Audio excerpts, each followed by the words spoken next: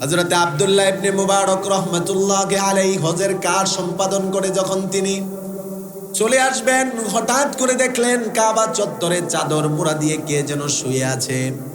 আব্দুল্লাহ ইবনে মুবারক রাহমাতুল্লাহি আলাইহি যুগ শ্রেষ্ঠ একজন মুহাদ্দিস ছিলেন। তিনি চাদর মুড়া দিয়ে থাকা ব্যক্তিকে সালাম দিলেন, আসসালামু আলাইকুম ওয়া রাহমাতুল্লাহ। চাদরের ভিতর থেকে কোনো পুরুষের কণ্ঠে সালামের জবাব আসলো না, একজন মহিলার কণ্ঠে চাদরের ভিতর থেকে সালামের জবাব আসলো। তবে আশ্চর্যের বিষয় হলো, আমরা যেভাবে সালামের জবাব দেই ওয়ালাইকুম আসসালাম ওয়া রাহমাতুল্লাহ, এমন ভাবে সালামের জবাব আসলো না। কোরআনে যেভাবে সালামের কথা আছে সেভাবে সালামের জবাব আসলো, সালামুন কাওলাম মির রাব্বির রহিম। হযরত আব্দুল্লাহ ইবনে মুবারক রাহমাতুল্লাহি আলাইহি মহিলার কণ্ঠের আওয়াজ শুনে তিনি বুঝে ফেললেন যে এটা পুরুষ নয়, তিনি একজন মহিলা। এবার তিনি মহিলাকে প্রশ্ন করলেন, বুঝতে পেরেছেন যে একজন বৃদ্ধা নারী। প্রশ্ন করলেন, ও মা, আপনি এখানে কেন শুয়ে আছেন? হজের কাজ সম্পন্ন করে সবাই যার যার মতো বাড়িতে চলে যাচ্ছে, আপনি এখানে কেন বসে আছেন? এই প্রশ্নের উত্তর ওই মহিষী নারী তার জবান দ্বারা, তার কোনো ভাষা দ্বারা বলে না, বরং কোরআনের ভাষায় মহিলা এটার প্রশ্নের উত্তর দিয়ে দেয়। আল্লাহ পাক রব্বুল আলামিন বলেছেন কোরআনে কারীমে, ওয়ামান ইউদ্লিলিল্লাহু ফামা লাহু মিন হাদ। দুনিয়াতে আল্লাহ তাআলা যাকে পথভ্রষ্ট করবেন তার জন্য হেদায়েত দানকারী কেউ কি আছে? আল্লাহ তাআলা যাকে পথভ্রষ্ট করবেন, যাকে পথহারা করবেন, তার জন্য কোনো পথ দেখানোওয়ালা কেউ নেই। এই আয়াত মহিলা শুনিয়ে দিয়ে আব্দুল্লাহ ইবনে মুবারক, তিনি তো একজন আলেম ছিলেন, তিনাকে বুঝিয়ে দিলেন, ও আব্দুল্লাহ ইবনে মুবারক, সবাই হজ করতে এসেছে, হজ করে যার যার বাড়িতে চলে গিয়েছে। আমি এখানে পড়ে আছি, এর কারণ হলো আমি রাস্তা ভুলে গিয়েছি, পথ ভুলে গিয়েছি। আমার আল্লাহ আমাকে পথ ভুলিয়ে দিয়েছেন। আব্দুল্লাহ ইবনে মুবারক রাহমাতুল্লাহি আলাইহি বড় আশ্চর্য হয়ে গেলেন। মহিলাকে সালাম দিলাম, সালামের জবাব কোরআনের আয়াতের দ্বারা দিল। মহিলাকে প্রশ্ন করলাম, এটার উত্তর মহিলা কোরআনের আয়াতের দ্বারা দিল। এবার তৃতীয় প্রশ্ন মহিলাকে করলেন, ও মা, আপনি এখানে কতদিন ধরে পড়ে আছেন? এই প্রশ্নের উত্তরটাও মহিলা কোরআনের আয়াত দ্বারা দেয়। জুড়ে বলেন আল্লাহু আকবার। কোরআন সম্পর্কে তাদের কতটা ধারণা ছিল, কতটা অভিজ্ঞতা ছিল, কোরআনের সাথে তাদের কতটা সম্পর্ক ছিল। আজকে তো আমাদের অনেক যুবক যুবতী কোরআন পড়তেও পারে না, কোরআন কখনো পড়ার চেষ্টাও করে না। জুড়ে বলেন ঠিক কিনা? অথচ একটা সময় ছিল কোরআনের সাথে তাদের কি সম্পর্ক ছিল। আব্দুল্লাহ ইবনে মুবারক রাহমাতুল্লাহি আলাইহি প্রশ্ন করলেন, মা, এখানে আপনি কতদিন ধরে আছেন? মহিলা কোরআনের আয়াত পড়িয়ে দিল, সালাসা লায়ালিন সাওয়িয়া। ও আব্দুল্লাহ ইবনে মুবারক, 3 দিন 3 রাত লাগাতার আমি এখানে পড়ে আছি। চতুর্থ নাম্বার প্রশ্ন আব্দুল্লাহ ইবনে মুবারক করলেন। উনিও বুঝলেন যে উনি কোরআন দ্বারা উত্তর দিচ্ছেন, আমিও বারবার প্রশ্ন করব, দেখি উনি কতটা উত্তর কোরআন দ্বারা দিতে পারে। আব্দুল্লাহ ইবনে মুবারক রাহমাতুল্লাহি আলাইহি চতুর্থ নাম্বার প্রশ্ন করলেন, মা,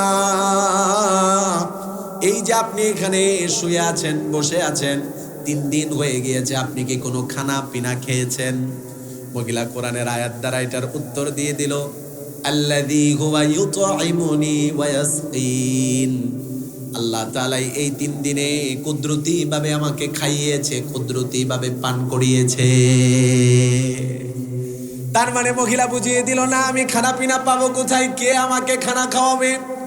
খানা খাইনি তো ক্ষুধার্ত থাকবো কেন? অনর্থক ক্ষুধা থাকবো।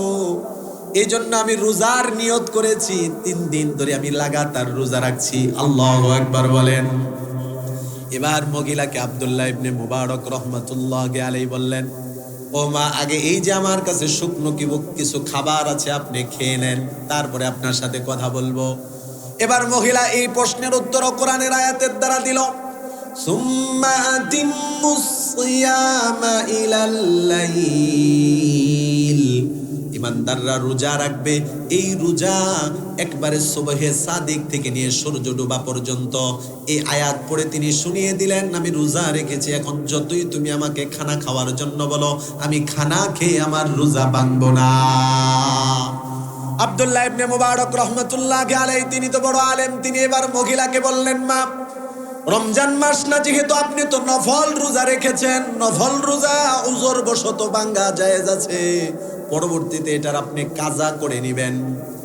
এবার মহিলা বলতেছে, হ্যাঁ আব্দুল্লাহ ইবনে মুবারক তুমি বড় আলেম, তুমি মাসালা দিচ্ছ ঠিক আছে, কিন্তু ওয়া আনতাসুমু খায়রুল লাকুম ইন কুনতুম তা'লামুন, তারপরেও যদি বান্দা রোজা না ভেঙে রোজা রেখে ফেলে এটাই বান্দার জন্য হবে কল্যাণকর। আল্লাহু আকবার। একটা কথাও নিজের কথায় নিজের ভাষায় মহিলা উত্তর দেয় না, যত প্রশ্ন করা হচ্ছে সব কোরআনের দ্বারা। এবার আব্দুল্লাহ ইবনে মুবারক রাহমাতুল্লাহি আলাইহি চালাকি করে মহিলাকে আটকানোর জন্য প্রশ্ন করলেন, ও মা আপনি তো এখানে হজের জন্য এসেছেন, আপনার বাড়ি কোথায়, আপনার জেলা কোথায়, আপনার দেশ কোথায়? মহিলার দেশ যদি বাংলাদেশে হতো তাহলে বড় বিপদে পড়ে যেত, কেননা বাংলাদেশের নাম তো কোরআনে নেই। মহিলার দেশটাও আল্লাহ তাআলা এমন এক জায়গায় রেখেছেন যেই জায়গার নাম আল্লাহর কোরআনে আছে। জোরে বলেন সুবহানাল্লাহ।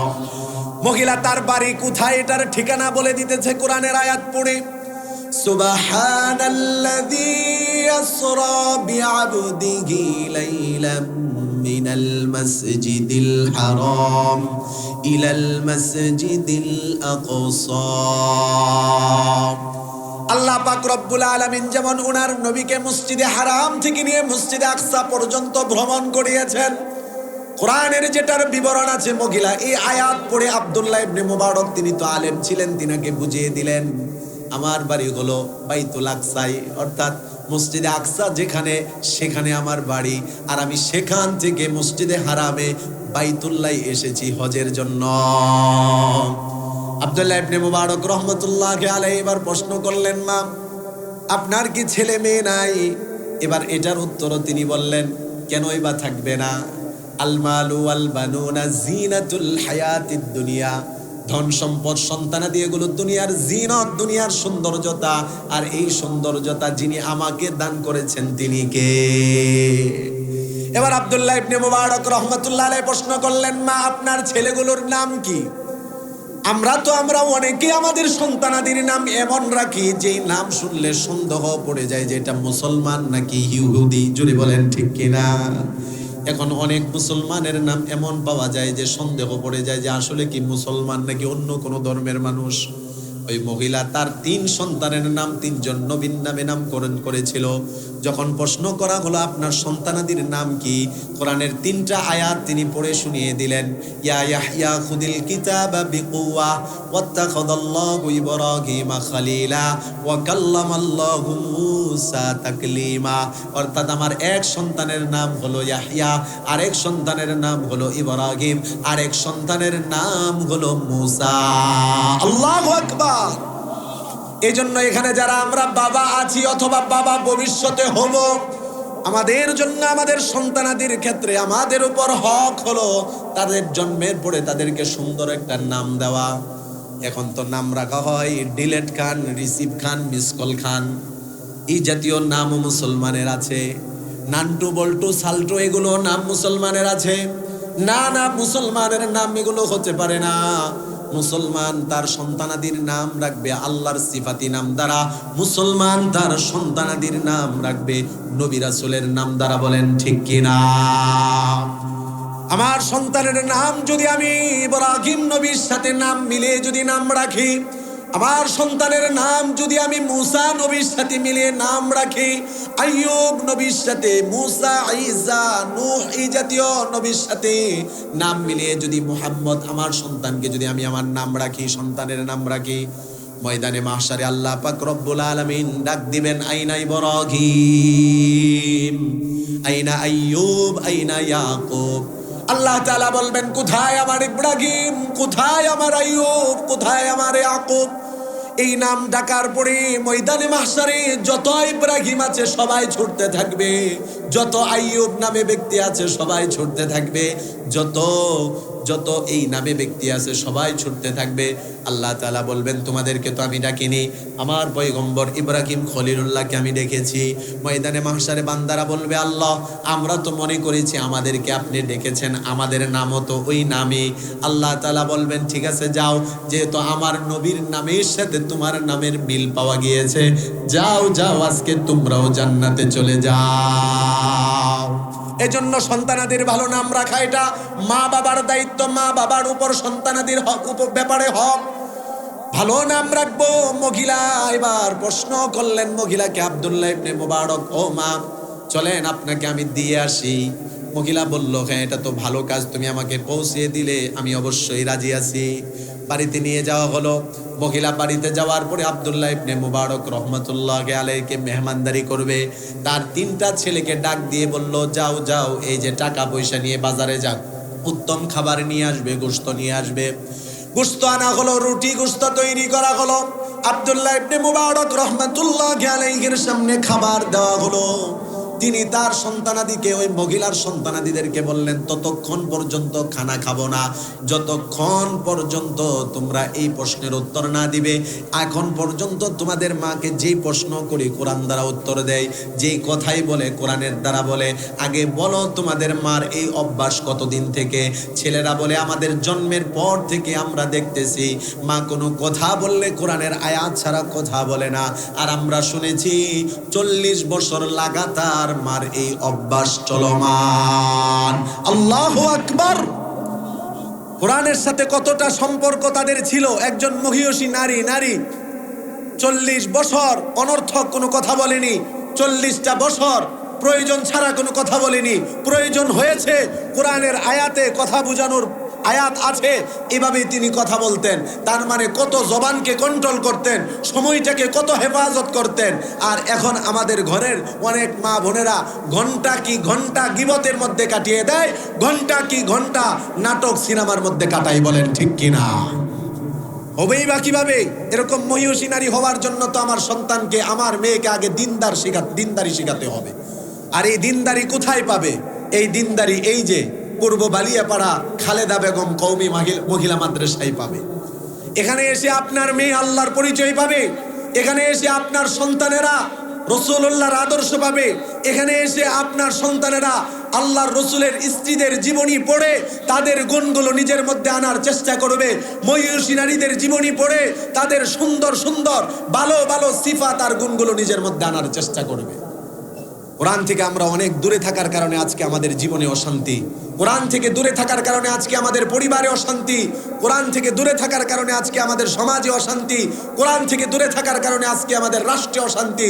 আল্লাহর কোরআন হাতে নিয়ে শপথ করে আমি বলি, সবাই যদি আমরা কোরআনের ছায়াতলে চলে আসি, কোরআনের হুকুম রসুলের আদর্শ জীবনে বাস্তবায়ন করি, আমার জীবন সুন্দর হবে। আমার পরিবারে যদি আল্লাহর কোরআন, আল্লাহর রসুলের আদর্শ যদি বাস্তবায়িত হয়, পরিবার আমার সুখীময় হবে। আমার সমাজে যদি আল্লাহর কোরআন এটা যদি হয়, আমার সমাজ সুন্দর হবে। রাষ্ট্র যদি আল্লাহর কোরআনের দ্বারা, রসুলের আদর্শ দ্বারা পরিচালিত হয়, রাষ্ট্র সোনার মদিনায় পরিণত হবে। ঠিক কিনা বলে? কোরআনের এটা পাওয়ার, কোরআনের ক্ষমতা, কোরআনের বরকত এটা। আল্লাহর নবী বলেন আউয়ালু মান ইউদআ ইলাল জান্নাতি আল হামিদুন। নবীজি বলেন জান্নাতের দিকে সর্বপ্রথম ওই লোকগুলোকে ডাকা হবে, আল হামিদুনা ফিস সাররা'i ওয়াদ দাররা, যারা দুনিয়াতে সুখে দুঃখে সর্ব অবস্থায় প্রশংসা করেছে একজনের, তিনি কে? এজন্য সব সময় আল্লাহ তাআলার প্রশংসা করব, জবান দিয়ে সব সময় আলহামদুলিল্লাহ উচ্চারণ করে আল্লাহ পাকের সমস্ত সিদ্ধান্তের উপর নিজে খুশি থাকব, রাজি থাকব। সুখে দুঃখে সর্বাবস্থায় আল্লাহর প্রশংসা যদি করতে পারি, বিপদে মুসিবতে যিনি আমাদেরকে সাহায্য করবেন তিনি কে?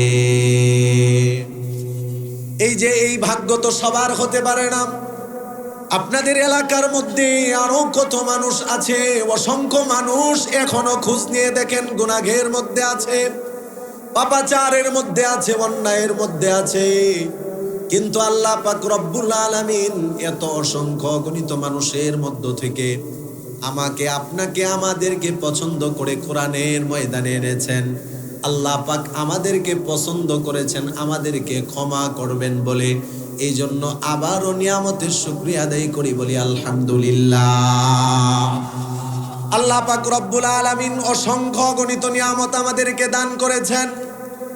আল্লাহ পাকের নিয়ামত যদি বান্দা গণনা করে, বান্দার হায়াত ফুরিয়ে যাবে, বান্দার জিন্দেগি ফুরিয়ে যাবে। আল্লাহ পাকের নিয়ামত গণনা করে বান্দা শেষ করতে পারবে না। আল্লাহর কোরআন প্রমাণ করে আল্লাহ তাআলা বলেন, ওয়া ইন তাউদ্দু নি'মাতাল্লাহি লা তুহসুহা ইন্নাল ইনসানা লাযালুমুন কাফফার।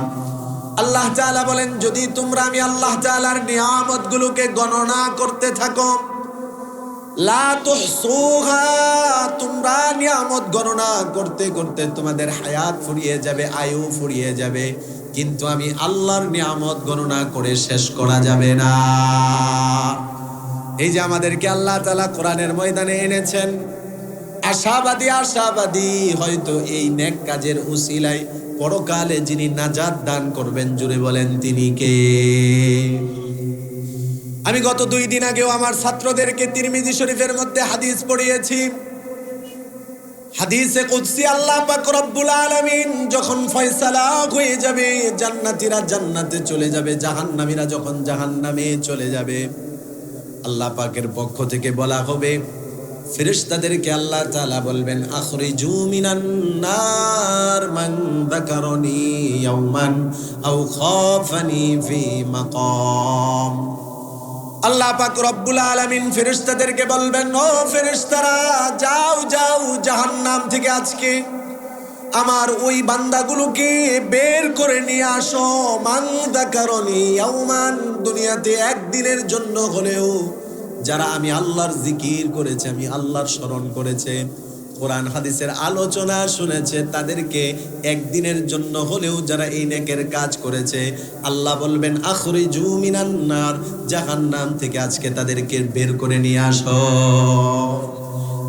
এজন্য আমরা আল্লাহ তাআলার প্রতি আশাবাদী যে জীবনের গুনাহ যেমন আল্লাহ ক্ষমা করবেন, পরকালে এই নেক কাজের উসিলায় আল্লাহ তাআলা আমাদেরকে জাহান্নাম থেকে মুক্তি দিয়ে জান্নাতের মতো নিয়ামতে আল্লাহ আমাদেরকে ভাগ্যবান করে দিবেন।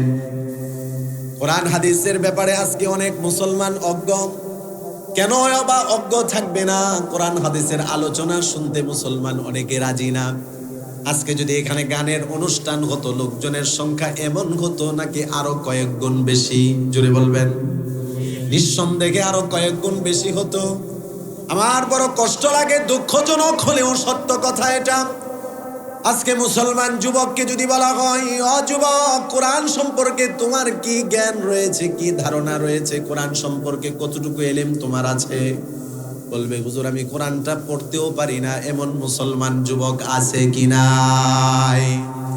যুবতীদেরকে বলা হলে তারাও একই কথা বলবে, অথচ মোবাইল সম্পর্কে, ফেসবুক সম্পর্কে, নাটক, সিনেমা, দুনিয়াবি যত কাজ আছে এগুলোর ব্যাপারে অজ্ঞতা কারো থেকে পাওয়া যায় না। ধর্মীয় ক্ষেত্রে, দ্বীনি ক্ষেত্রে, কোরআনী শিক্ষার ক্ষেত্রে বর্তমানে দুঃখজনক হলেও সত্য কথা এটা, অধিকাংশ মুসলমানের দুর্বলতা পাওয়া যায়। বলেন ঠিক কিনা? অথচ একটা সময় এমন গিয়েছে যেই সময়ের মধ্যে মানুষ তাদের জীবনটা কোরআনের সাথে এমন মিলিয়েছে, তারা দৈনন্দিন যদি কথা বলার প্রয়োজন হতো, সেই কথাটাও তারা কোরআন দ্বারা বলতো। কোনো পুরুষের কথা না, একজন মহিষী নারীর কথা। যেই কথাটা আমি বলতেছিলাম যে আল্লাহ পাক আমাদেরকে অসংখ্য অগণিত নিয়ামত দান করেছেন, তার মধ্যে সবচেয়ে বড় নিয়ামত হলো আল্লাহ তাআলা আমাদেরকে ঈমানদার হিসাবে কবুল করেছেন। জুড়ে বলেন সুবহানাল্লাহ। কোনোদিন আবেদন করিনি, দরখাস্ত করিনি, কোনোদিন আল্লাহর কাছে ফরিয়াদও করিনি। আবেদন করা ছাড়া, দরখাস্ত ছাড়া আল্লাহ তাআলা আমাদেরকে ঈমানদার হিসেবে কবুল করেছেন। অমুমিন মুসলমান যুবক ভাইয়েরা, মুরব্বী বাবারা আমার, ঈমানের জন্য আমাদের কষ্ট করা লাগেনি, মেহনত করা লাগেনি, কোরবানি করা লাগেনি, যার কারণে ঈমানের মূল্যবোধ আমাদের কাছে নেই। যারা ঈমানের জন্য কষ্ট স্বীকার করেছে, জুলুম নির্যাতন অত্যাচার স্বীকার করেছে, তাদের কাছে ঈমানের মূল্যবোধ এত বেশি ছিল, জীবন দিতে রাজি, তারা ঈমান ছাড়তে রাজি ছিল না। বলেন ঠিক কিনা? সাহাবায়ে কেরাম রিদওয়ানুল্লাহি আলাইহিম আজমাইন ওনাদের জীবনীগুলো পড়েন। আমি মুসলমান, অনেক ক্ষেত্রে ব্যবসায়ী হলে ব্যবসাকে হেফাজত করতে গিয়ে মুসলমান সে মুমিন হয়ে তার ঈমানের সাথে গাদ্দারি করে, এমন মুসলমান আছে কি নাই? মুসলমান চাকরি করে, তার চাকরিকে বাঁচাতে গিয়ে তার ঈমানের সাথে গাদ্দারি করে। অনেক মুসলমান রাজনীতি করে, দলের পিছনে ঘোরাফেরা করে, ঘুরুক, আমি বাধা দিব না, তবে দলের পিছনে ঘুরতে গিয়ে, রাজনীতি করতে গিয়ে ঈমানের সাথে গাদ্দারি করা যাবে না। বলেন ঠিক কিনা? আমি মুসলমান, আমাকে মনে রাখতে হবে, আমার কাছে আমার ব্যবসার চেয়ে, আমার কাছে আমার চাকরির চেয়ে, আমার রাজনীতির চেয়ে, আমার দলের চেয়ে, আমার নেতার চেয়ে, আমার জীবনের চেয়ে, আমার সন্তানাদি পরিবারের চেয়ে আমার কাছে ঈমান বড়। সব কিছু ছাড়তে পারি, ঈমানদার কখনো ঈমান ছাড়তে, বলেন না, জুড়ে বলেন না, ঈমান ছাড়তে পারে না। আল্লাহর রাসূলের সাহাবায়ে কেরামের জীবনীগুলো দেখলে দেখা যায় ঈমানের জন্য, ইসলামের জন্য কতটা কুরবানি তাদের ছিল। সব ছাড়তে রাজি, কিন্তু তারা ঈমান ছাড়তে রাজি না। ও যুবক ভাইয়েরা, আজকে তো আমাদের জীবনের অনেক স্বপ্ন, বড় চাকরি করব, বড় ব্যবসায়ী হব, বড় রাজনীতিবিদ হব, বড় খেলোয়াড় হব, বড় গায়ক হব, বড় নায়ক হব। সাহাবায়ে কেরামের মনে এই ধরনের কোনো তামান্না ছিল না, কামনা বাসনা ছিল না। একটাই ছিল দিলের তামান্না, কিভাবে আমার আল্লাহ আমার প্রতি খুশি হবে, রসুল খুশি হবে, কিভাবে আল্লাহর জান্নাতে যেতে পারবো। বলেন ঠিক কিনা? 16-17 বছরের একজন যুবক, নবীজির একজন যুবক সাহাবী যুবক ভাইদেরকে লক্ষ্য করে বলি, নবীজির কাছে আসা যাওয়া করে, নবীজির নুরানি চেহারা দেখে, নবীজির জবান মোবারক থেকে মধু মিশ্রিত বাক্যগুলো, বাণীগুলো শুনে, একদিন, 2 দিন, 3 দিন আসা যাওয়া করতে করতে নবীজির কাছে এসে বলল, ইয়া রাসূলুল্লাহ, আপনাকে আমার বড় ভালো লাগে, আমি আপনাকে বড় ভালোবাসি, মহাব্বত করি, আপনাকে দেখতেই আমার ভালো লাগে, আপনার হাতে হাত রাখলাম, কালিমা পড়ে আপনি আমাকে মুসলমান বানিয়ে দেন। 16-17 বছরের যুবক মুসলমান হয়ে গেল। নবীজি এবার প্রশ্ন করলেন, যুবক, মাসমুকা, কি নাম তোমার? এবার 16-17 বছরের ওই যুবক, সে তার নাম বলতেছে, আমার নাম হলো আব্দুল উজ্জা। উজ্জা হলো একটা মূর্তির নাম, আব্দুল উজ্জা মানে উজ্জা নামক মূর্তির গোলাম। নবীজি এবার বললেন, এতদিন তুমি মুশরিক ছিলে, এই নাম তোমার থাকতে পারে মুশরিক থাকা অবস্থায়, তুমি এখন মুমিন হয়েছো, মুসলমান হয়েছো। মুসলমান কোনো উজ্জার গোলাম হবে না, কোনো লাত মানাতের গোলাম হবে না, কোনো দলের গোলাম হবে না, ব্যক্তির গোলাম হবে না, গোলাম হবে একজনের। জোরে বলেন তিনি কে? আল্লাহর নবী বললেন, তোমার নাম আব্দুল উজ্জা হতে পারে না, তোমার নাম হলো আব্দুল্লাহ, তুমি আল্লাহর গোলাম। সাহাবী আব্দুল্লাহ তিনি বললেন, ঠিক আছে হুজুর, এটাই আমি পছন্দ করে নিলাম আমার নামের জন্য। নবীজি বললেন, তোমার বাবা দুনিয়াতে নেই, তোমার চাচার অধীনে তুমি আছো, চাচা হলো মুশরিক, তোমার মা হলো মুশরিকা, আশপাশের সবাই হলো কাফের। তুমি এখন যদি তোমার ইসলামের কথাটা যদি প্রকাশিত করো, তোমার উপর বিপদ আপদ মুসিবত আসবে। নবীজি পরামর্শ দিলেন, আব্দুল্লাহ, কিছু দিনের জন্য তুমি বিষয়টা গোপন রাখো। হযরত আব্দুল্লাহ কিছু দিনের জন্য বিষয়টা গোপন রাখলেন। এর মধ্যেই নবীজি হিজরত করে মদিনায় চলে গেলেন। আল বিদায়া ওয়ান নিহায়ার মধ্যে এসেছে, নবীজি মক্কা থেকে মদিনায় চলে যাওয়ার পরে আব্দুল্লাহর কাছে আর কিছুই ভালো লাগে না, কেননা সে নবীকে দেখতে পারে না, নবীদের জবান মুবারক থেকে কথাও শুনতে পারে না। নবীজির বিরহে আব্দুল্লাহ পাগলের মতো হয়ে গেল।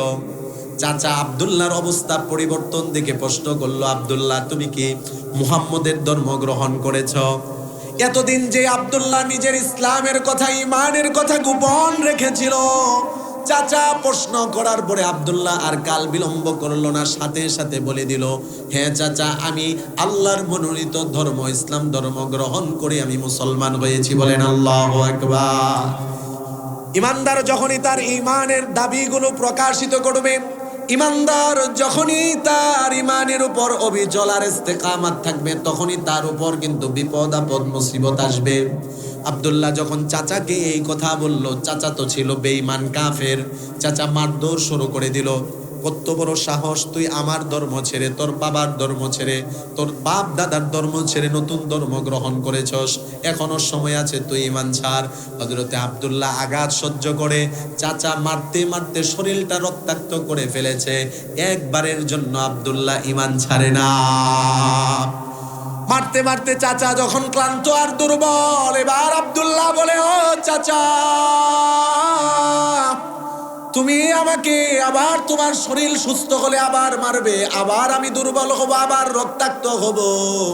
শুধু এরকম রক্তাক্ত কেন, 100, 200, 1000, শতবার আমি আমার জীবন দিতে রাজি আছি, তারপরেও আমি ঈমান ছাড়তে রাজি না। জোরে বলেন আল্লাহু আকবার। সাহাবায়ে কেরামের কাছে তাদের ঈমান কত দামি ছিল, তাদের কাছে তাদের ঈমান কত মহাব্বত আর কত প্রিয়। মনে ভাবলো আব্দুল্লাহর তো জানের কোনো ভয় নেই, দেখি তার মালের ভয় আছে কিনা। অনেক ঈমানদার দেখবেন জানের ভয় না থাকলেও মালের ভয় থাকে। এই কারণে, মালের কারণে, সম্পদের কারণে অনেক ঈমানদার তার ঈমানের সাথে গাদ্দারি করে। যেমন ঈমানদার অনেক দেখবেন যে ইসলামের জন্য জীবন দিতে রাজি, কিন্তু টাকা পয়সার জন্য সুদ ছাড়তে রাজি না, ঘুষ ছাড়তে রাজি না। বলেন ঠিক কিনা? তার মানে জীবনের প্রতি মায়া না থাকলেও মালের প্রতি মায়া থাকে। জোরে বলেন ঠিক কিনা? চাচা এবার প্রস্তাব করলো, আব্দুল্লাহ, তুই যদি ইসলাম ধর্ম না ছাড়স, আব্দুল্লাহ, তোকে আমি বাড়ি থেকে বের করে দেব, আমার সম্পদ, তোর বাবার সম্পদ থেকে তোকে বঞ্চিত করব। এই কথা শোনার পরে আব্দুল্লাহ তার চাচার দিকে তাকিয়ে মুস্কি হাসি দিয়ে বলে, চাচা, তোমার সম্পদ আর বাবার সম্পদের জন্য তুমি আমাকে ঈমান ছাড়তে বলো? অথচ আমাদের নবী বলেছেন, ঈমানদারের যাররা পরিমাণ ঈমান যদি তার অন্তরে থাকে আর ঈমান নিয়ে যদি মৃত্যুবরণ করতে পারে, যাররা পরিমাণ ঈমানের বদলতে এই দুনিয়ার 10 দুনিয়া পরিমাণ জান্নাত আল্লাহ দান করে দিবে। ও চাচা, তুমি শুধুমাত্র বাবা আর তোমার সম্পদ থেকে আমাকে মাহরুম করবে ঈমান না ছাড়লে। আমি তোমার সম্পদ ছেড়ে দিলাম, বাবার সম্পদ ছেড়ে দিলাম, ঈমান আমি ছাড়তে পারবো না। চাচা এবার বুঝে নিল আব্দুল্লাহ তো বড় ঈমান, তার কাছে মহব্বতের বিষয়, জানের ভয়ও নেই, তার কাছে মালের ভয়ও নেই। এবার দেখি তার কাছে কি ইজ্জতের ভয় আছে কিনা। চাচা এবার আব্দুল্লাহকে বলল, আব্দুল্লাহ যা, বের হয়ে যা। হযরতে আব্দুল্লাহ বের হয়ে যাচ্ছেন, চাচা পিছন দিক দিয়ে ডাক দিয়ে বলল, আব্দুল্লাহ তুই বের হয়ে যা, তোকে বাধা দিব না, তবে তোর শরীরের মধ্যে যেই জামা কাপড় গুলো আছে এগুলো তো আমি চাচার টাকা দিয়ে কিনা, যা তুই আমার টাকা দিয়ে কিনা জামা কাপড় খুলে তারপরে যা। চাচার এই কথা শুনে হযরতে আব্দুল্লাহ জোর জোর করে কেঁদে দিল আর বলল, চাচা, জন্মের পরে বাবার ইন্তেকাল হয়ে গিয়েছে, তুমি চাচা আমাকে বাবার মতো মানুষ করেছো, আদর করেছো, মহাব্বত করেছো। আমি না তোমার কাছে তোমার সন্তানের মতো ছিলাম, আজকে তুমি এত কঠোর হয়ে গেলে। ঈমান আনার কারণে তুমি আমাকে মেরেছো, বাড়ি থেকে বের করে দিচ্ছ, আমার শরীরের কাপড়ও খুলে নিবে। কোনো বাবা কি সন্তানের প্রতি এত নির্দয় হতে পারে? এবার চাচা বলল, এত কথা মানি না, হয়তো ঈমান ছাড়, না হয় কাপড় খুলে দে। হযরতে আব্দুল্লাহ নিজের মনের সাথে এবার মনকে বুঝ দিল, মন, তোর আল্লাহ তোকে পরীক্ষা করতে চাচ্ছে যে তোর কাছে তোর জীবন বড় না ঈমান বড়, তোর কাছে তোর জীবন বড় না তোর সম্পদ বড়, তোর কাছে তোর জীবন বড় নাকি তোর ঈমান বড়, নাকি তোর ইজ্জত বড়, নাকি তোর ঈমান বড়। হযরতে আব্দুল্লাহ এক পর্যায়ে সিদ্ধান্ত নিয়ে নিলেন আর মনে মনে বলতে লাগলেন, ময়দানে মাহশারে সবার শরীরের মধ্যে কোনো কাপড় থাকবে না, উলঙ্গ থাকবে। মনে করে নিলাম দুনিয়ার এই সময়টাই আমার জন্য হাসরের ময়দান। শরীর খুলে, কাপড়গুলো খুলে শরীরটাকে নগ্ন করে ফেললো। একবারের জন্য আব্দুল্লাহ ঈমান ছাড়লো না। চাচা বড় আশ্চর্য হয়ে গেল, এটা কেমন আব্দুল্লাহ, কি হয়ে গেল আব্দুল্লাহর?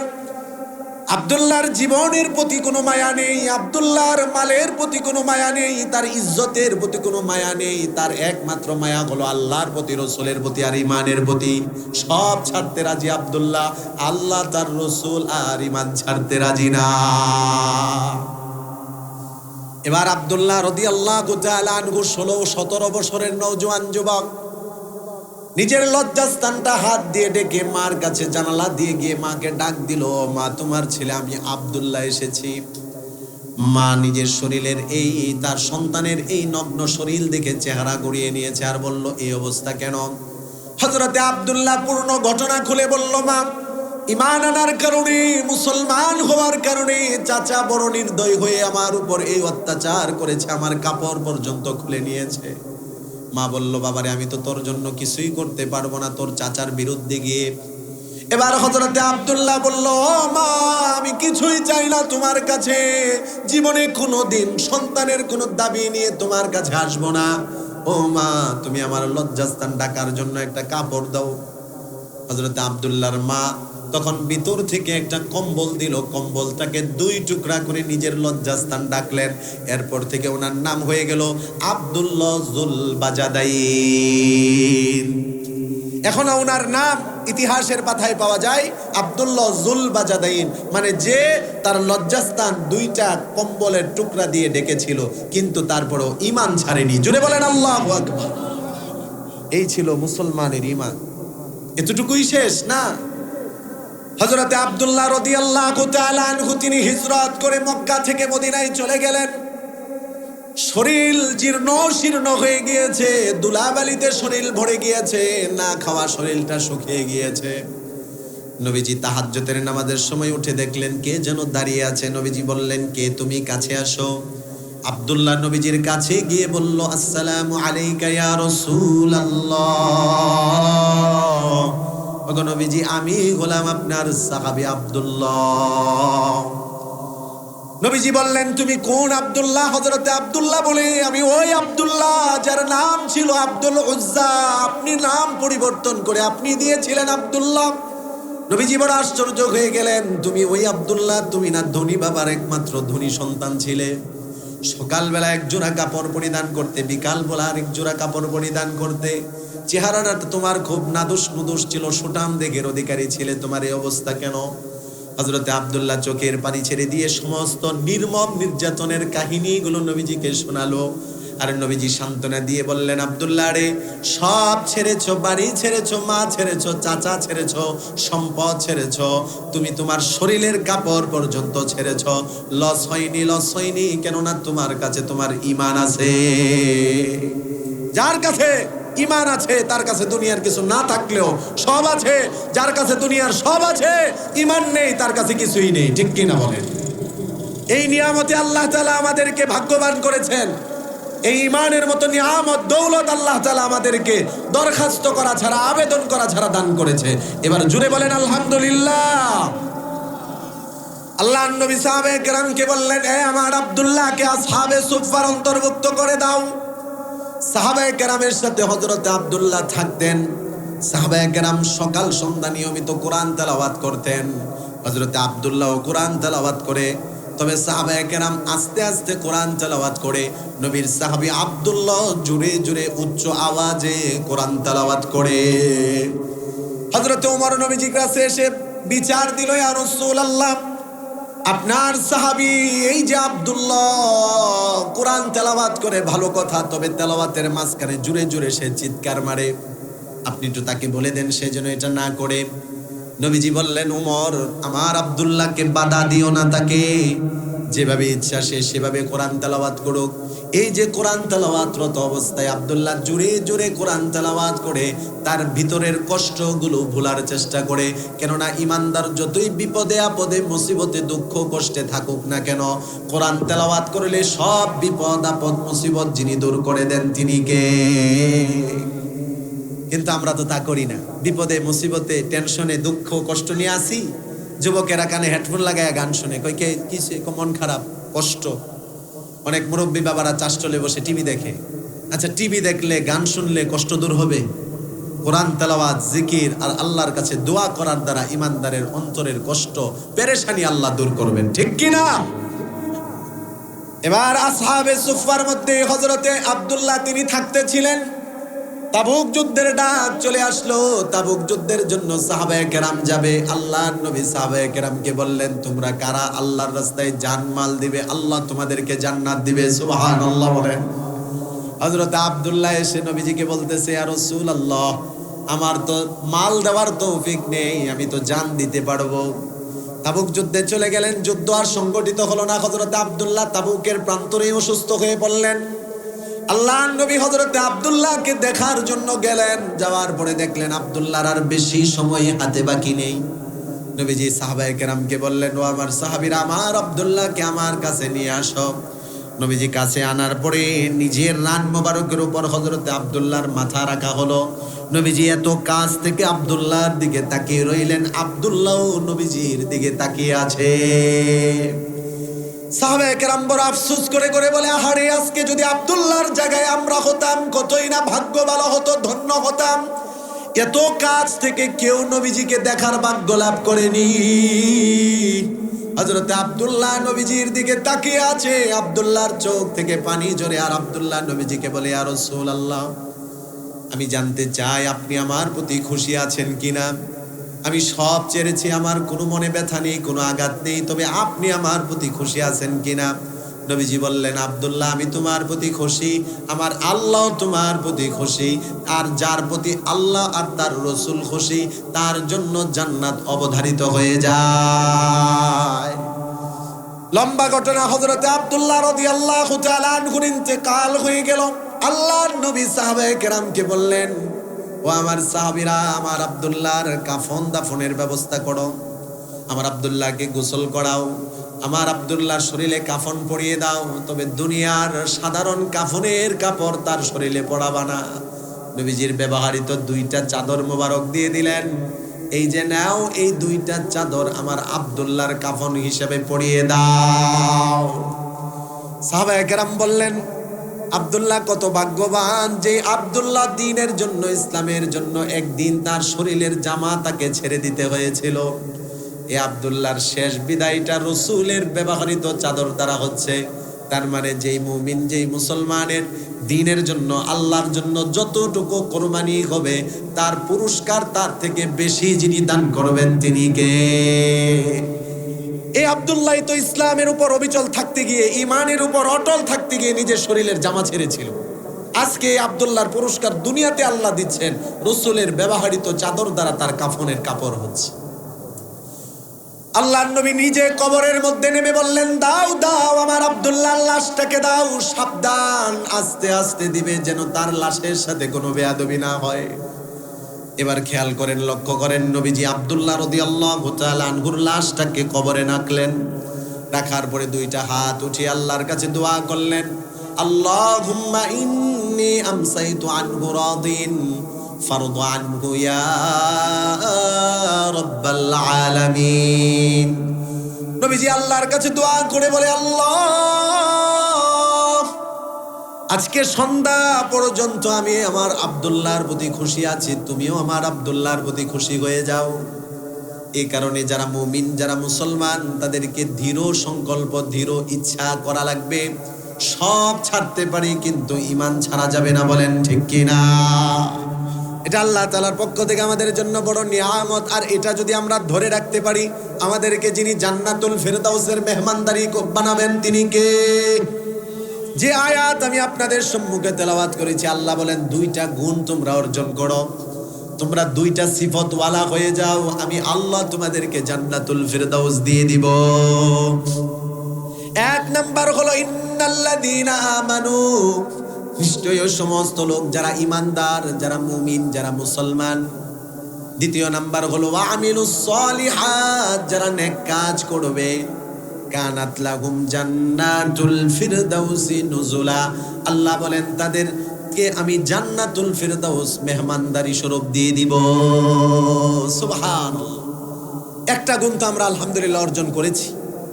ঈমানের মতো নিয়ামত আল্লাহ আমাদেরকে দান করেছে। এখন এই ঈমানের উপর অটল আর অবিচল থাকা লাগবে মৃত্যু পর্যন্ত।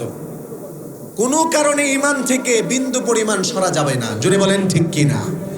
সব ছাড়তে পারবো, ঈমান ছাড়তে পারবো না। এমন প্রয়োজনে হতে পারে যে আপনার মাথায় করাত এনে ধরা হয়েছে, ধারালো করাত, যে আপনাকে দ্বিখণ্ডিত করে দেওয়া হবে যদি ঈমান না ছাড়েন।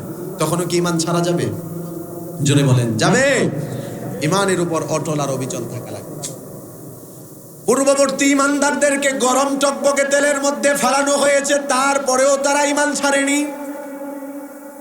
তিনজন ইমানদার জালালউদ্দিন সুয়ুতি রহমাতুল্লাহি আলাইহি তার কিতাবের মধ্যে উল্লেখ করেন, তিনজন ইমানদার ইমানি দাওয়াত নিয়ে বের হয়ে পড়েছে। যেই দেশের মধ্যে দাওয়াতি কার্যক্রম করা শুরু করেছে ওই দেশটা ছিল খ্রিস্টানদের দেশ। আর খ্রিস্টানদের বাদশা একজন জালেম বাদশা ছিল, সে নিজেকে রব বলে স্বীকার করেছে। ওই জালেম বাদশা যখন শুনতে পারলো তিনজন ইমানদার ইমানি দাওয়াত নিয়ে তার রাষ্ট্রে এসেছে, তাদেরকে তিনি বন্দী করলেন। বন্দী করার পরে রাজদরবারে তিনজন ইমানদারদেরকে বলল, তোমরা ইমান ছেড়ে দাও, ইমানি দাওয়াত কার্যক্রম ছেড়ে দাও, তোমাদেরকে টাকা পয়সা ধন দৌলত দিব, আর যদি না ছাড়ো তোমাদেরকে হত্যা করে ফেলবো। জালেম বাদশার এই প্রস্তাব শুনে তিনজন ইমানদার, তারা আপন তিন ভাই ছিল, তারা এক বাক্যে বলে দিল, ও জালেম বাদশা, তোমার জুলুমের ব্যাপারে আমরা অনেক আগের থেকেই জানি। তুমি কি মনে করেছো আমাদেরকে ভয় দেখে ইমান থেকে দূরে সরিয়ে দিবে? আমরা মরতে রাজি, ইমান ছাড়তে রাজি না। জোরে বলেন আল্লাহু আকবার। জালেম বাদশা জুলুম শুরু করে দিল, অত্যাচার শুরু করে দিল। গরম টকবগে তেল যখন গরম করা হলো, তিন ভাইয়ের ছোট ভাইটাকে গরম টকবগে তেলের মধ্যে ছেড়ে দিল। তেলের মধ্যে ছাড়ার সাথে সাথে শরীর থেকে গোশতগুলো আলাদা হয়ে গেল, হাড্ডিগুলো খড়কুটান্নে আলাদা হয়ে গেল। একবারের জন্য ইমান ছাড়লো না। বলেন আল্লাহু আকবার। এবার মেজু ভাইকে আনা হলো গরম টকবগে তেলের সামনে, পাতিলের সামনে যখন রাখা হলো, বাদশা তাকিয়ে দেখে মেজু ভাই ভয় তো দূরের কথা, সে মুস্কি হাসি দেয়। আল্লাহু আকবার বলেন। বাদশা আশ্চর্য হয়ে, পাদ্রী ছিল, পাদ্রী তৎকালীন খ্রিস্টান ধর্মের জ্ঞানী যারা, তাদেরকে পাদ্রী বলা হতো। পাদ্রীকে বাদশা প্রশ্ন করলো, এই পাদ্রী, এদের কি মৃত্যুর ভয় নেই? এরা গরম টকবগে তেলের সামনে এসে মুস্কি মুস্কি হাসি দেয়। পাদ্রী এবার বাদশাকে বলল, বাদশাহ, এরা তো ইমানদার, এরা এদের ইমানের উপর যদি অটল অবিচল থাকতে পারে, এরা জানে যে এদের জন্য জান্নাত আছে। আর মুস্কি হাসি দেয়ের কারণ হলো গরম টকবগে তেলে নিজের জীবনকে দিয়ে শহীদ হয়ে যাবে, ইমান ছাড়বে না। এই জন্য মৃত্যুর আগে আল্লাহর জান্নাত আল্লাহ এদেরকে দেখায়। মেজো ভাইটাকেও হত্যা করা হলো। এবার জালেম বাদশা চিন্তা করলো, এভাবে মেরে যদি জান্নাতেই চলে যায় আমার লাভ কি? এদেরকে দিয়ে যদি ইমান ছাড়াতে পারি, গুনাহ করাতে পারি, তাহলে তো আমার লাভ। এবার বাদশা বলল, বড় ভাইটাকে হত্যা করব না। জালালউদ্দিন সৈয়দী রহমাতুল্লাহি আলাইহি লেখেন, বাদশার দরবারে যে ওই পাদ্রী ছিল, পাদ্রীকে বাদশা বলল, এই বড় ভাইটাকে তুমি নিয়ে যাও, যদি তুমি গুনাহ করাতে পারো তাহলে তোমাকে আমি অনেক টাকা পুরস্কার দিব। পাদ্রী এই বড় ভাইটাকে নিয়ে গেল বাড়িতে। তার মেয়েকে গিয়ে প্রস্তাব করলো, ও মা, বাদশা আমাকে প্রস্তাব করেছে, এই ইমানদারকে যদি গুনাহ করাতে পারি, গুনাহ করিয়ে যদি তার ইমানকে হালকা করতে পারি, তাহলে বাদশা আমাকে অনেক পুরস্কার, অনেক উপকার উপঢৌকন দিবে। এক পর্যায়ে পাদ্রী তার নিজের মেয়েকে, সন্তানকে বলতেছে, মা, যেভাবে পারো সেভাবে তুই এই ছেলেটাকে গুনাহ করাবি, প্রয়োজনে তোর রূপ যৌবন সব ঢেলে দিবি, তারপরেও তাকে দিয়ে তুই গুনাহ করাবি। এবার ওই পাদ্রী তার মেয়েকে ওই ইমানদার যুবককে একটা ঘরের মধ্যে বন্দি করে রাখলো। খাবার হিসাবে শূকরের গোশত আর পান করার জন্য মদ দেওয়া হলো। কেননা পাদ্রী ভালো করেই জানতো, ইমানদারের পেটের ভিতরে যদি হারাম খাবার চলে যায়, তার ইমান এই হারামের দ্বারা দুর্বল হয়ে যায়। বলেন ঠিক কিনা? এই কারণে তো আমরা নিজেরা অনেকে দাবি করি মুসলমান, 90-92 মুসলমানের দেশ। সংখ্যায় এত আধিক্য হওয়ার পরেও অমুসলিমরা আমাদের বিরুদ্ধে ষড়যন্ত্র করে, আমাদের মসজিদ মাদ্রাসার বিরুদ্ধে ষড়যন্ত্র করে, আমাদের নবীর ইজ্জতে আঘাত করে, তারপরে আমরা প্রতিবাদ করতে পারি না। এর কারণ হলো 92 মুসলমান থাকতে পারে, কিন্তু অধিকাংশ মুসলমান সুদ, ঘুষ আর হারামের মধ্যে লিপ্ত থাকার কারণে তাদের ঈমান দুর্বল হয়ে গেছে। কেননা ইমানদারের ঈমান দুর্বল হবে কখন? সুদ খেলে। ইমানদারের ঈমান দুর্বল হবে হারাম বক্ষণ তার ভিতরে গেলে। তখন তার ঈমানের এই নূর থাকবে না, ঈমানের এই শক্তি থাকবে না। এই জন্য পাদ্রী বলল নিজের মেয়েকে, তাকে সুদ, হারাম গোশত খাওয়াবি, শূকরের গোশত আর মদ খাওয়াবি, আর রাত্রিবেলা তার সাথে মেলামেশা করে তাকে গুনাহ করা। দরজা বন্ধ করে পাদ্রী চলে গেল। 1 দিন, 2 দিন, 1 সপ্তাহ, 2 সপ্তাহ, 40 দিন পরে পাদ্রী আসলো। সংবাদ নেওয়ার জন্য যে ছেলেটা গুনাহ করে এখন হয়তো ঈমান ছেড়ে দিয়েছে, বাদশার উপহার উপঢৌকন গ্রহণ করব। এখন ছেলের কাছে আসলো, দরজা খোলার পরে মেয়েটার দিকে তাকিয়ে দেখলো, মেয়েকে প্রশ্ন করলো পাদ্রী, মারে ফলাফল কি?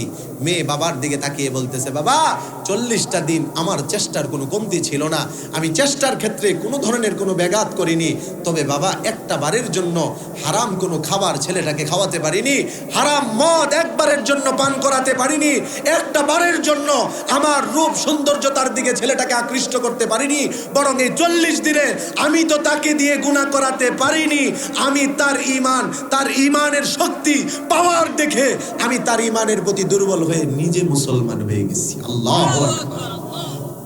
আমি নিজে মুসলমান হয়ে গেছি, বাবা তোমাকে ফলাফল আর কি দিব? এবার পাত্রী বলল, মা তুই 40 দিনে কি দেখলি যে তুই নিজে মুসলমান হয়ে গেলি? জালালউদ্দিন সুয়ুতী রহমাতুল্লাহি আলাইহি লেখেন, মেয়েটা বলতেছে, বাবা ছেলেটা ক্ষুধা যখনই লেগে যেত তখন নামাজে দাঁড়িয়ে যেত, রাত নয় দিন নয়, আমি দেখতাম তার জায়নামাজের পাশে আনসিজনি সব ফল চলে আসতো।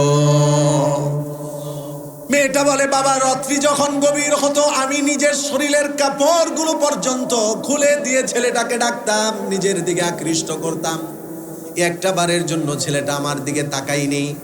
আমি কাছে যেতাম, আমি এত সুন্দর, তারপরেও ছেলেটা আমার দিকে একবারের জন্য তাকাই না, নিজের চোখের ওপর হাত দিয়ে চোখ বন্ধ করে রাখে আর কান্না করে, আর আল্লাহকে বলে, আল্লাহ আপনি আমাকে বাঁচান, আপনি আমাকে বাঁচান, আমি এই চোখ দিয়ে আল্লাহ আপনাকে দেখবো, এই চোখ দিয়ে আমি কোনো বেগানা নারীকে দেখবো না। আল্লাহু আকবার। 40 দিন এভাবে বাবা চলে গেছে, আমি পারিনি, আমি মুসলমান হয়ে গেছি। এই কথা শুনে পাদ্রীও এখন ঈমানের প্রতি দুর্বল হয়ে গেছে। পাদ্রী বলে, আমাকে নিয়ে যা মা, আমিও ওই ছেলের কাছে মুসলমান হয়ে যাব। এবার পাদ্রীও মুসলমান হয়ে গেল, মেয়েও মুসলমান, ছেলেটাও মুসলমান। পাদ্রী এবার ছেলেটাকে বলল, বাবা জালেমের অধীনে থেকে আমরা জালেমের সাথে পারবো না, চলো আমরা এই দেশ ছেড়ে অন্য কোথাও চলে যাই। এবার 3 জন ইমানদার রাতের গভীরে যখন চলে যাচ্ছে, ছেলেটা হঠাৎ করে তাকিয়ে দেখলো সুন্দর ঘোড়ায় চড়ে 2 জন নওজোয়ান যুবক আসলো, চেহারাটা সুন্দর, শরীরের মধ্যে সুন্দর পোশাক পরিধান করা। ছেলেটা কাছে গিয়ে তাকিয়ে দেখলো এই 2 জন যুবক আর কেউ নয়, তার ছোট ভাই, মেজো ভাই, জালেম বাদশা যাদেরকে গরম টকবকে তেলের মধ্যে দিয়ে হত্যা করেছিল তারা। বড় ভাই এবার এতদিন পরে ছোট 2 ভাইকে পেয়ে আবেগে আপ্লুত হয়ে বলল, ভাই তোরা না মৃত্যুবরণ করেছস, তোরা এখানে কিভাবে? ছোট 2 ভাই বলল, কে বলেছে আমরা মৃত্যুবরণ করেছি? আমরা মরিনি, আমরা মরিনি, আমরা শহীদ হয়েছি। আর যারা শহীদ হয় আল্লাহ বলেন তারা মৃত না, তারা জীবিত। ওয়ালা তাহসাবান্নাল্লাযীনা কুতিলু ফী সাবিলিল্লাহি আমওয়াতা। আল্লাহর কোরআন প্রমাণ করে, নিশ্চয়ই তোমরা যারা আল্লাহর রাস্তায় শহীদ হয় তাদেরকে মৃত বলে ধারণা করিও না। তাহলে তারা কি? যারা শহীদ হয় তারা মৃত না, তারা কি? আল্লাহ বলেন বাল আহইয়াউন, তারা জীবিত। সুবহানাল্লাহ বলেন।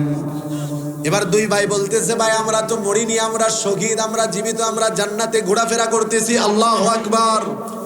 ভাই আমরা কিছু সময়ের জন্য এখানে দুনিয়াতে এসেছি তোমাকে সুসংবাদ দেওয়ার জন্য, যদিও আমরা গরম টকবকে তেলে পড়ে নিজের জীবনকে শহীদ করে দিয়ে আমরা শহীদ হয়েছি, আমাদেরকে আল্লাহ যে জান্নাত দান করেছে 40 দিন গুনার ভিতরে থেকে তুমি যে গুনাহ করনি, তোমার ঈমানকে তুমি যে হেফাজত করেছো, এই জন্য পুরস্কার হিসাবে তোমার জান্নাত আমাদের জান্নাতের চেয়ে উন্নত মানের। ও যুবক ভাইরা, এই কারণে আমি এখান থেকে একটা কথা আপনাদেরকে বলবো, অনেক ক্ষেত্রে ঈমানদার গুনাহ থেকে বাঁচা এটা অনেক বড় তার জন্য আল্লাহর সন্তুষ্টি অর্জনের মাধ্যম হয়, ঠিক কিনা বলেন? নেকের কাজ আপনি যতটুকু পারেন করেন, ফরজ ওয়াজিব এগুলো তো করা লাগবে, এই ক্ষেত্রে তো কোনো সুযোগ নেই। নওয়াফিলের ক্ষেত্রে আপনি যতটুকু পারেন করেন সাধ্য অনুযায়ী, তবে অনুরোধ করব গুনাহ করবেন না। ছোট থেকে ছোট গুনাহও যেন আমাদের দ্বারা না হয়, কেননা গুনাহ হওয়ার দ্বারা আমাদের ঈমান দুর্বল হয়, হারাম খাওয়ার দ্বারা আমাদের ঈমান দুর্বল হয়। যে ঈমানের মতো নিয়ামত দৌলত আল্লাহ আমাদেরকে দান করেছে, মৃত্যু পর্যন্ত আমরা এই ঈমানের উপর অটল থাকবো, ঈমান থেকে সরে যাব না। জুড়ে বলেন ঠিক কিনা? হযরত ওমর রাদিয়াল্লাহু তাআলা আনহু আমিরুল মুমিনিন খলিফাতুল মুসলিমিন হযরতে খাব্বাব রাদিয়াল্লাহু তাআলা আনহুকে প্রশ্ন করেছিলেন, ও ভাই খাব্বাব, আপনি যে ইসলাম ধর্ম গ্রহণ করেছিলেন, ঈমান এনেছিলেন, ঈমান আনার পরে আপনার উপর যে জুলুম নির্যাতন হয়েছে, ও ভাই আপনি দুই একটা ঘটনা আপনি আমাদেরকে বলেন, আমরা শুনে আমাদের ঈমান তাজা করি।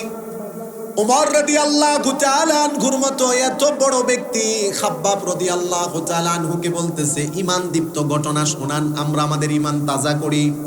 তার মানে বোঝা গেল সাহাবায়ে কেরামের ঈমান দীপ্ত ঘটনা যদি কিয়ামত পর্যন্ত সমস্ত মুসলমান শুনে, তাদের ঈমান যিনি তাজা করবেন তিনি কে? সাহাবায়ে কেরামের জীবনী পড়ার আমাদের সময় নেই। আমাদের যুবকেরা নায়কের জীবনী পড়ে, আমাদের অনেক যুবতী বোনেরা নায়িকাদের জীবনী পড়ে, গায়িকাদের জীবনী পড়ে, গায়কের জীবনী পড়ে, কবি উপন্যাসদের জীবনী পড়ে। এগুলোর জীবনী পড়ে কোনো লাভ, কোনো শিক্ষা আমাদের আছে? নায়ক নায়িকা, গায়ক গায়িকা, কবি আর উপন্যাস এগুলো পড়ে আমাদের কোনো ধরনের কোনো শিক্ষা হবে না। নায়িকাদের জীবনী, নায়কদের জীবনী পড়ে অশ্লীলতা আর বেহায়াই শিখবে, বলেন ঠিক কিনা? এদের জীবনের মধ্যে যেমন অশ্লীলতা আর বেহায়া